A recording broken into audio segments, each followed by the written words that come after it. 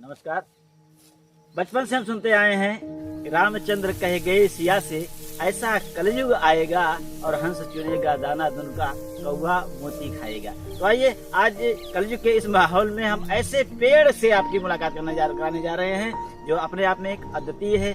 आप विश्वास नहीं कर पाएंगे कि वास्तव में यह इसी का पौधा है। तो आइए हम आए हैं अपने खेत में, धान की कटाई चल रही है और काफी हद तक कट भी चुका है, वहाँ लास्ट तक है। तो इसी सिलसिले में कई पेड़ इस खेत में उग आए हैं जो इसकी मुलाकात हम आपसे कराने जा रहे हैं। तो आइए लेकर के चलते हैं एक ऐसे बेहतरीन पेड़ के पास जिसके बारे में अगर हम आपको बताएंगे तो आप यकीन नहीं कर पाएंगे। ये देखिए, ये मुझसे भी बड़ा एक पौधा है, पेड़ है, जिसके बारे में मैं आपको बताने जा रहा हूँ। क्या आप अनुमान लगा सकते हैं ये किस चीज का पेड़ है?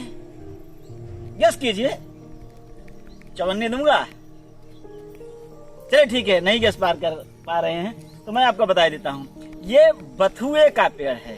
जी हाँ, बथुए का साग आप खाते हैं, जिसके लिए कहा भी गया है कि बथुए का साग स्वास्थ्य के लिए बहुत ज्यादा लाभदायक होता है। बहुत ज्यादा प्रोटीन, विटामिन और मिनरल्स इसमें पाए जाते हैं। तो ये बथुए का पेड़ आमतौर पर जब हम खेत में देखते हैं तो इतने बड़े बड़े बथुए पाए जाते हैं, मैक्सिमम 3-4 इंच के, मैक्सिमम ज्यादा से ज्यादा 2-3-4 इंच तक के बथुए पाए जाते हैं। लेकिन आज हम आपकी मुलाकात करा रहे हैं हमसे भी बड़ा, लगभग 6 फीट का ये बथुए का पेड़ है जो खेत में उगाया है। और ऐसे ऐसे कई पेड़ हैं, जैसे हम आपको दिखाना चाहेंगे। इसका थोड़ा सा